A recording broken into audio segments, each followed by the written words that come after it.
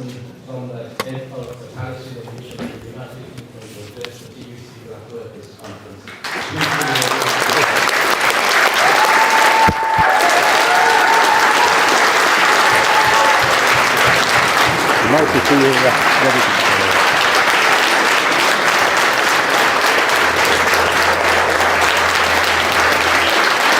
Thank you. Thank you very much. What an honor, what a privilege, what a vibe, what energy. I just came back from Belfast, and the energy there is infectious, and the energy here is infectious.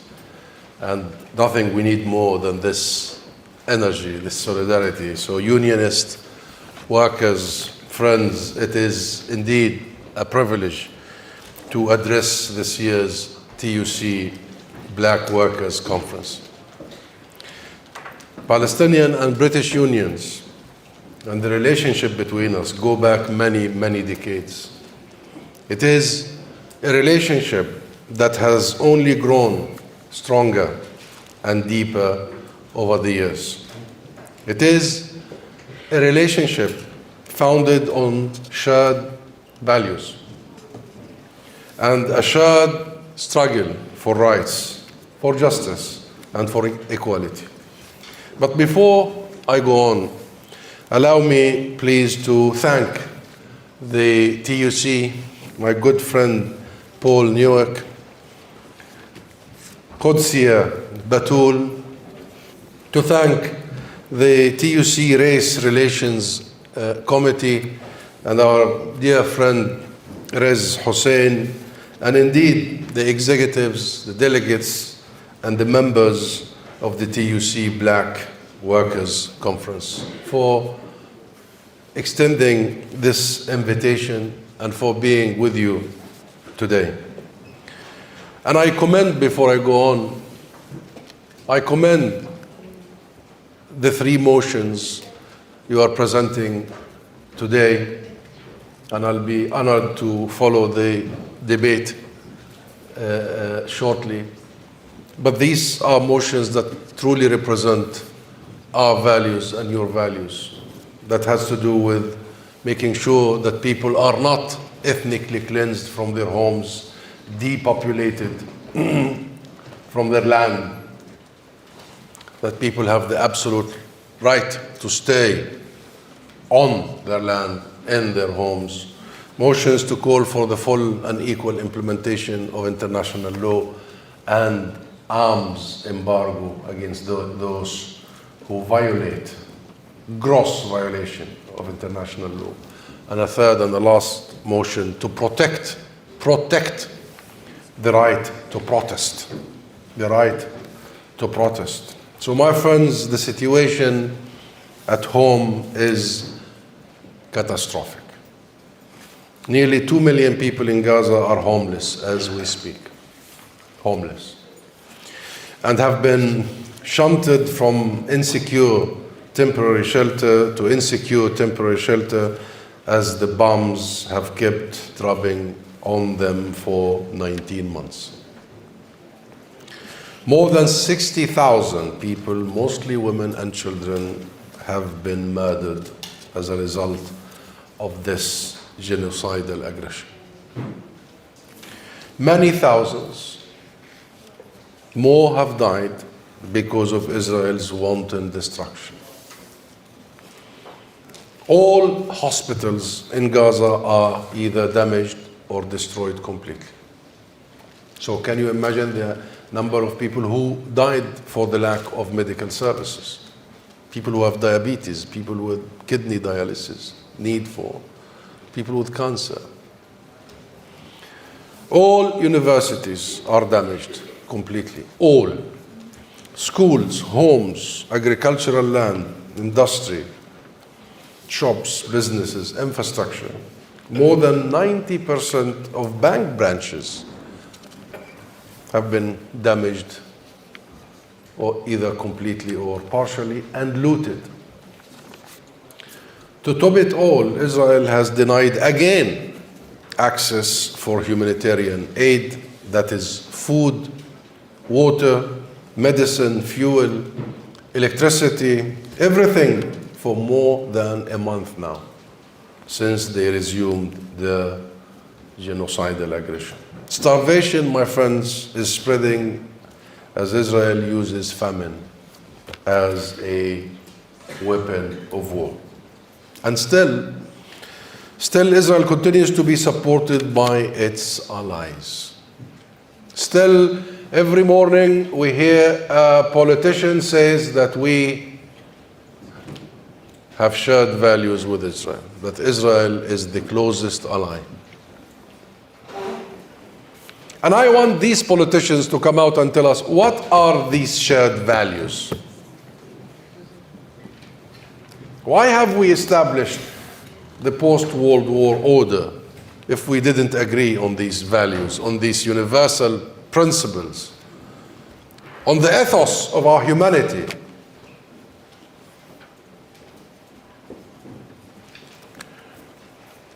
And, my friends, in the occupied West Bank, where I just returned, Israel has engaged in an all-out offensive on the northern cities of Tul Karim and Jenin, with similar results.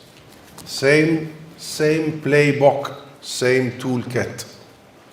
More than 40,000 of our people in the West Bank have been displaced from their homes in the last weeks. Israel has destroyed nearly 400 structures, including homes, hospitals, commercial buildings, also in the West Bank. So this isn't just going on in Gaza.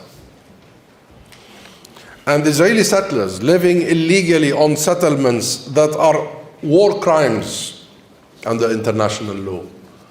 And I look forward to debate these war crimes and the clear violations of the very basic provisions of international law. These settlers, and I have seen it with my own eyes, are terrorizing, literally, regularly terrorizing villages, townsfolk, wherever they roam. Burning homes, cars, properties with full impunity. Rampaging all over. These settler terrorists, moreover, are protected by the Israeli military and an Israeli apartheid system of control. There is a state, a government that sponsors, espouse, support, endorse, protect these terrorist acts. It is indeed a bleak picture, my friends. It is.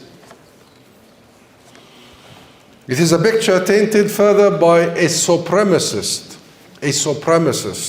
ideology that holds one group of people,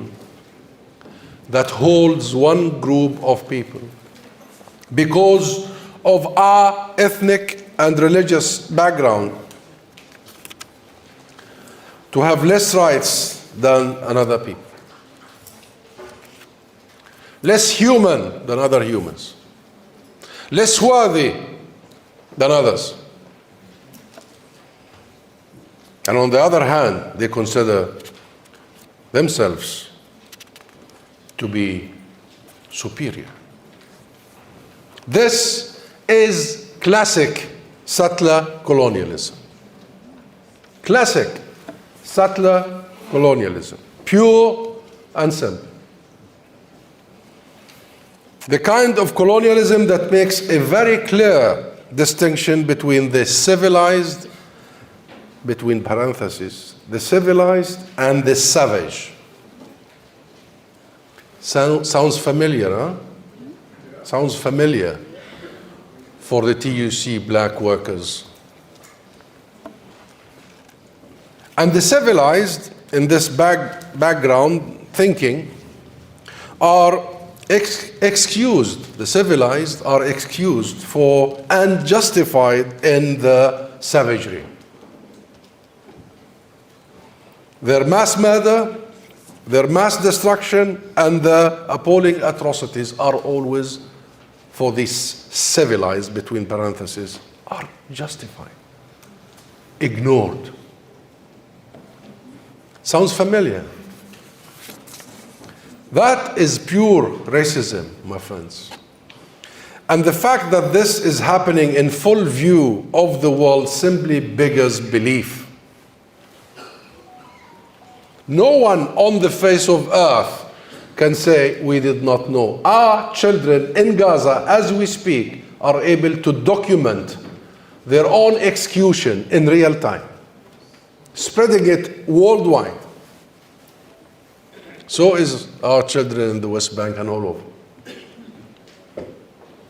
Israel has buried 15 of our paramedics only a couple of weeks ago. I'm sure you followed that story.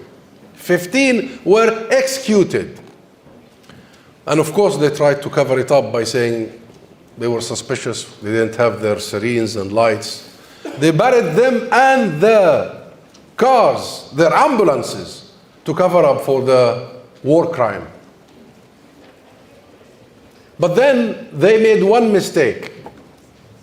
They buried the mobile phone of one of the paramedics. And then the world saw in real time how rescue teams and paramedics were executed. And the question here, why with a government and a military execute paramedics and rescue teams, ambulances? Why? Because it is a genocide. Because not only they shoot people, but they want to make sure that those injured die. Have no rescue, no help, no treatment, no hospitals, no ambulances. And I wonder, for all those politicians here and beyond who still refuse to admit that this is a genocide.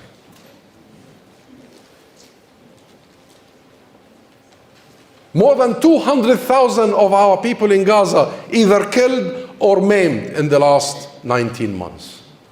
That is 10% of the population of Gaza. According to the UN, more than 70% of structures have been destroyed. By the way, that was a few months ago. Now, most likely, the number is higher. So what would qualify as a genocide? You want half of the Palestinian people murdered? You want all of the Palestinians exterminated and annihilated? What when the International Court of Justice already in January last year, more than a year and 4 months, have come up with a verdict after South Africa shown the world how to be a responsible state in the international system.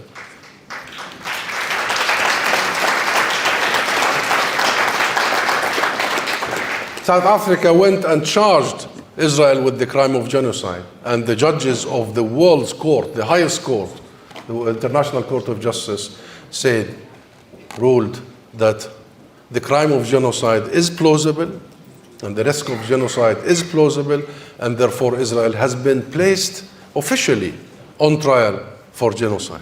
The conversation should have been over then, but we still, everywhere we go, when I use this term, the BBC anchors would all immediately say, but Israel denies it's a genocide. Seriously? You expect the war criminal, the genocider, to admit, and you call on them to investigate? Yes, it's laughable. It is laughable. But also it makes one very angry about the hypocrisy, the double standards, the selectivity, the racism, the hatred.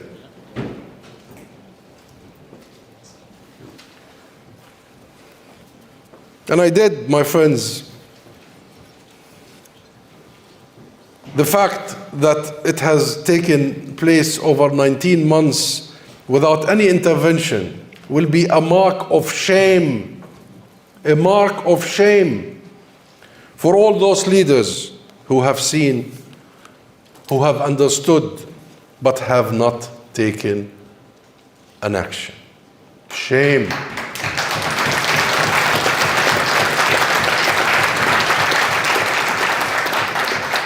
shame and disgrace and very dangerous. Because after the horrors of the Second World War, the horrors of the 40s, we all came together as community of nations, as humanity, and we said never, never again. But never again is not only for some, never again for all of us, for every one and each of us.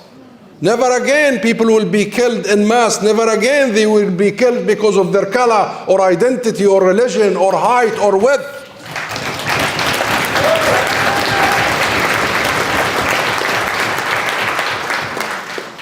How difficult it is to understand that the killing of children, in one day Israel killed 170 Palestinian children in Gaza, in one bombardment. Same day they destroyed the only cancer hospital in Gaza. What is difficult to understand? On the top of the thousands upon thousands of Palestinian children maimed and killed and orphaned in the last 19 months. I spoke recently at the TUC Young Workers, another good vibe, very good vibe. Young Workers Conference. Please give them an applause, because the young...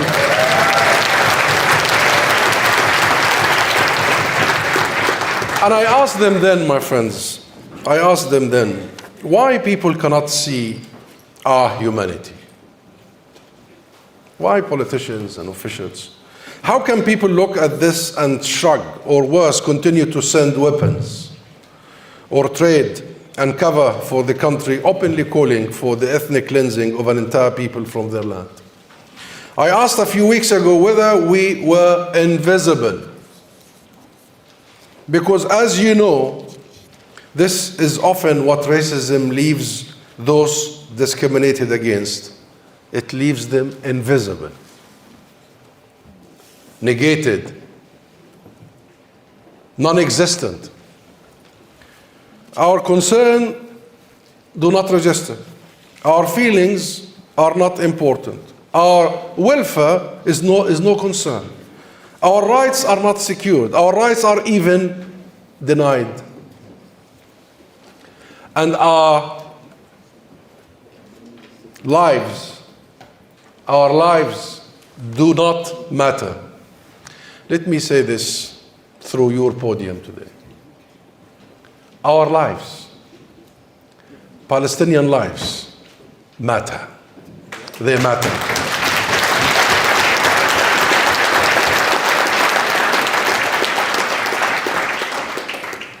Black lives matter.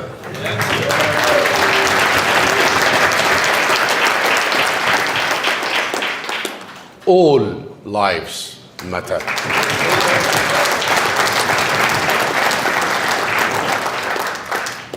When I see the dehumanization about our children, we love our children. We cherish our children. We raise them. We raise them very well. We raise them with love, with compassion.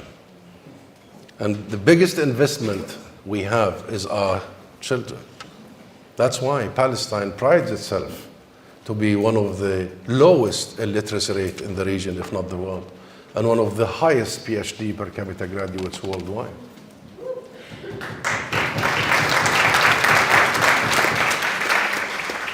And my friends, as Ralph Ellison once wrote in a book about the African American experience called Invisible Man,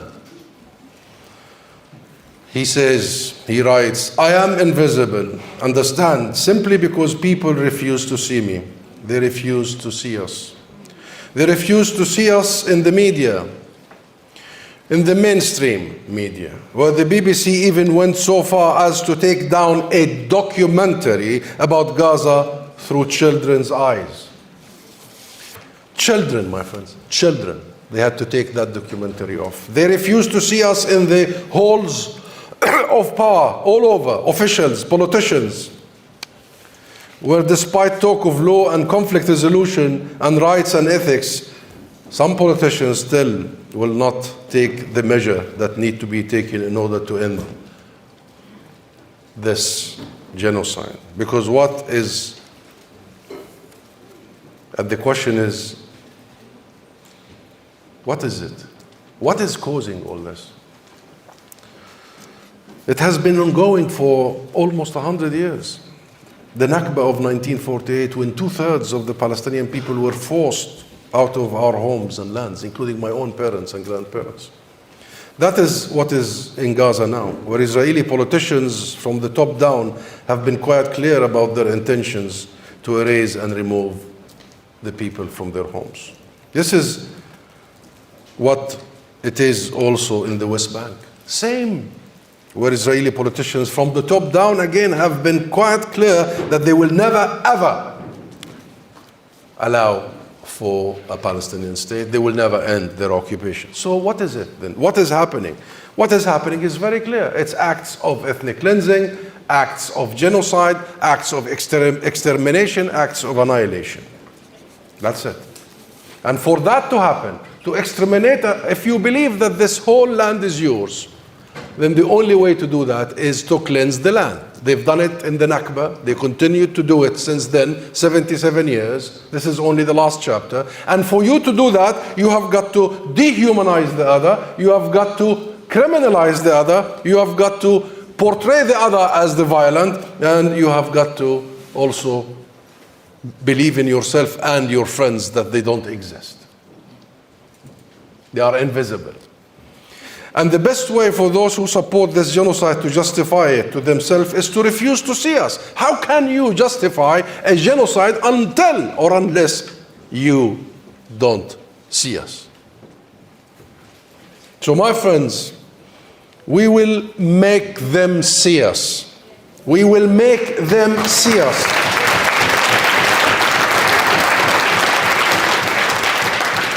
We will make them hear us. We refuse to be exterminated. We refuse to be ignored.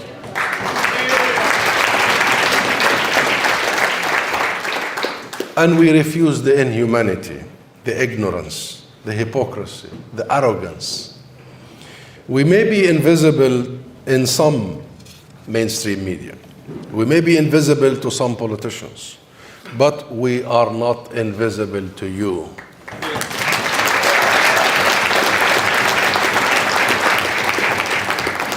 Because we are, and we have seen the pouring solidarity, the emotions, the support over the last 19 months and before. We've seen the streets of London filled with 1 million of you, 1 million in one go.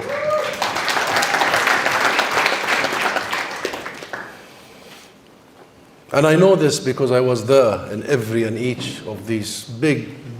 This is not just the largest protest movement in the history of this country. It's the longest protest movement in this country. And this is a solidarity movement the world has not seen since the anti-apartheid movement of the 1980s. And we all know, my friends, you particularly know how that ended. We know how this will end. And we know what we want. We want justice.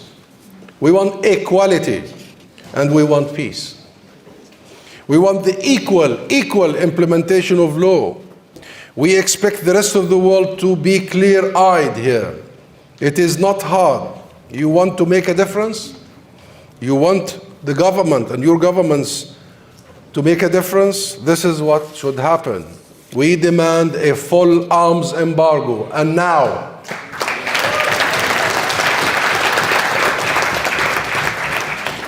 We demand sanctions on all the illegal practices, sanction the illegal settlements, ban settlements from illegal settlers. And we not only demand, this is our inalienable right, long overdue, it's not a gift. It's not a favor. Recognize the state of Palestine.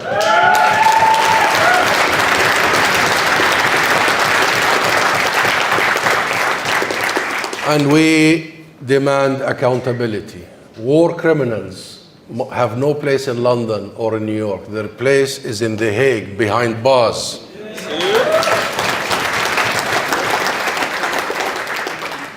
And this isn't about revenge, my friends. We do not hate what is in front of us. This is about our future. It's about our children, our families, our mothers. And it's about our history. We love what is behind us. We love our country. We love our people. We love our history, our heritage, our arts, our poets, our land, our food. We have good food, by the way. Very good food. This is about justice. The heart of it is about justice. It is about being treated equally. It is about being seen. So I ask you to stay with us, my friends. There can be no freedom anywhere. Nelson Mandela once said, there can be no freedom anywhere. We are all oppressed. We are all occupied. We are all colonized. We are all discriminated against. If one of us is discriminated against.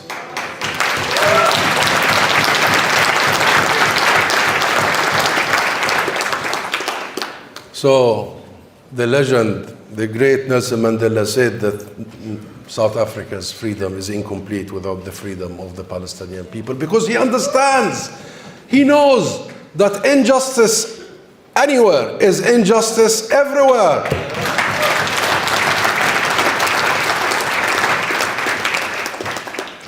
Because Madiba knows, and the ANC and that experience, what it means to be targeted only for your color. What it means to be segregated against. Because he knew that the fight was not between right and left, as in the political spectrum, right and left. The fight is not between right and left. The fight is between right and wrong. Right and wrong. So my friends, we stand with you. And you continue to stand with us. We stand together very proud. And one day, I promise you, and that day is approaching. We see the finish line. We see it coming. One day, we will meet in a free Palestine. Thank you.